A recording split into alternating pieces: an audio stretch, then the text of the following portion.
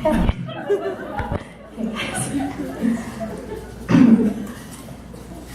What if I could tell you every thought that has ever existed in my brain? Some have fluttered through, barely pausing long enough to be had, while others have lodged themselves deep, setting up camp and leaving more than a trace, changing my paths and my plans and myself. If I could tell you everything, would you want to know?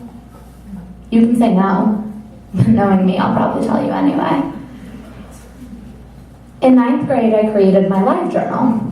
I was a theater kid, and most of the juniors and seniors in that crowd had online diaries, so it seemed only natural that I should make one too.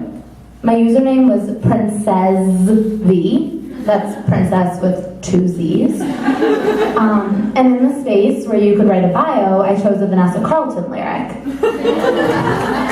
We were all in love, and we all got hurt. I had never been in love, but it felt like maybe I had. Mostly I just really loved the song and frequently told people that it spoke to me, which made no sense because I did not lose my virginity in a White House. But I've never shied away from stretching the truth to tell a good story. I kept my live journal for years, all the way until I got to college. And while the posts eventually tapered off, in the beginning I updated often, sometimes a few times a day. I'd complain about my AP history homework, make cryptic references to my crushes, and occasionally detail fights I'd had with friends, always people who I knew would be reading my words. One of the drama teachers caught wind of the live journal community we had created and told us it sounded like emotional flashing. He was right. It was 2003, and I was already learning how to be naked on the internet.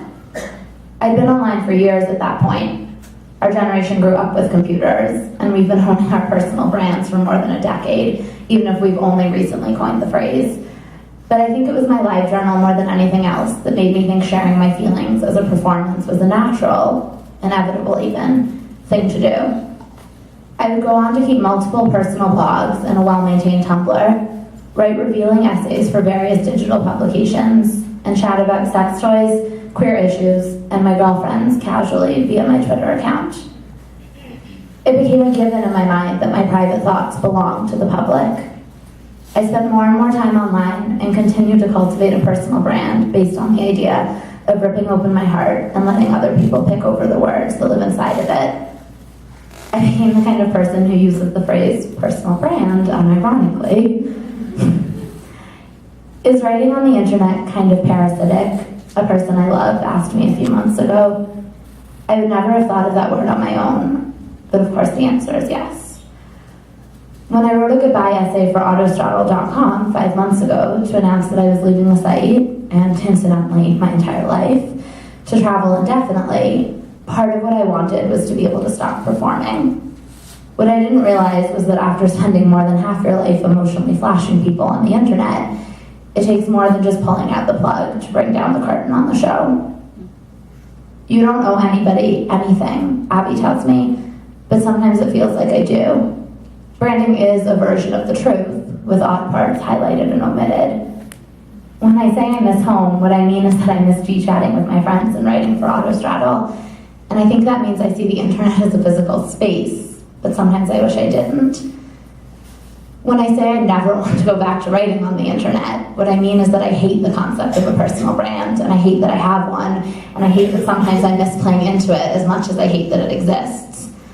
I am more than a cute Jewish grandma who cries all the time and likes floral print dresses and validating everyone's feelings, but most of my audience doesn't know that, and it's my own fault.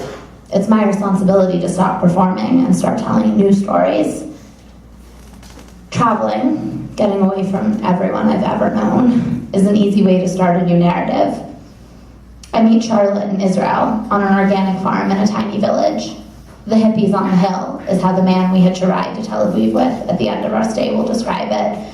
And we'll nod, because yes, that's Zuz's. Charlotte is from Berlin, and we are both volunteering on the farm. And though Hannah, another German girl and my closest friend there, is initially skeptical of Charlotte, I'm immediately intrigued. Charlotte is so pretty and so straight, and I want to kiss her, but I never will. I can tell you have a crush on her because when you hug her, I feel jealous, and that doesn't happen with any other girl, Hannah says, which makes me wonder about our relationship, but I decide not to say anything. Most days we work in the orchards, and most nights, after eating dinner with the family who owns the farm, we pile on Charlotte's bed and talk about boys and girls and people we maybe love. Charlotte knows I want to kiss her, I think, and she lets me hold her, and her green fuzzy sweater sheds all over me. Do you think everyone is supposed to settle down with one person? She asks. I'm shaking my head before she finishes the question. No, I say. Hannah is silent. I don't think that kind of life works for everyone, I continue. But I think it can work if you want it to. Maybe. Actually, I have no idea. What I really think, but what I do not say out loud for once, is that I believe we meet specific people at certain times on purpose. They make us think, make us brave, make us realize our own competence. I dated a former gardener all winter, then spent the spring on my hands and knees in the dirt. It was not a coincidence, even if there's no better word for it. I think relationships matter to all of us, even when we can't figure out why. I think love is what humans have chosen to cling to as our one true thing, but I'm just not sure the cultural narrative we've been fed about how to achieve the best relationships is 100% accurate for all humans. While I'm thinking this, Charlotte looks at Hannah. And what do you think? Hannah shakes her head, her blonde curls bristling against her shoulders. I hate it when you guys talk about this, she says. It makes me so sad. I know what she means. It's odd that the heart can recover so quickly from strenuous physical activity, but cannot display the same speed when processing emotions. If I could pause that one moment in time, could I keep us all safe? I used to play that game when I was small. How could I have avoided that fight with my mother?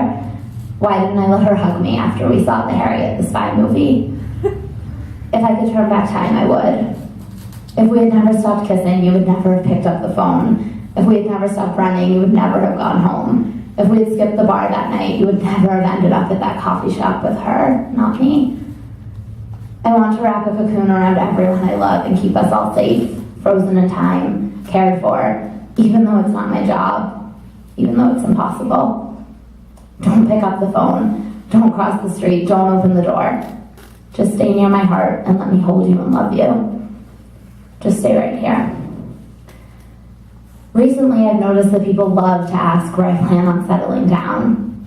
I don't know is the answer, and you'd think I'd be used to saying it, but the question surprises me every time, trips me up, makes me pause. People like to ask when, also, and how. When will you stop traveling, they ask. When I don't want to keep going, I shrug. When I run out of money, I wink. How can you afford all this? How can you be away from home for so long? How do you plan such a trip? I've been asked all of these questions over and over since I left last December, but I haven't nailed down the performance in the way I manage so many other aspects of my life. I'm good at playing out my queer feminist persona, my Jewish grandmother persona, my high-maintenance New Yorker persona. I can do angry, cutesy, dramatic. Even away from the internet, I still work my personal brand. But this is so far off the map, so out of character, that I've yet to devise a script. It's simple, sort of, when you realize what people are asking. Could I do this too? And the answer is yes. The answer is I didn't plan this, not much. I just saved up as much money as I could and I decided to go, and now here I am, going. You could go too, is the answer. We don't have to settle.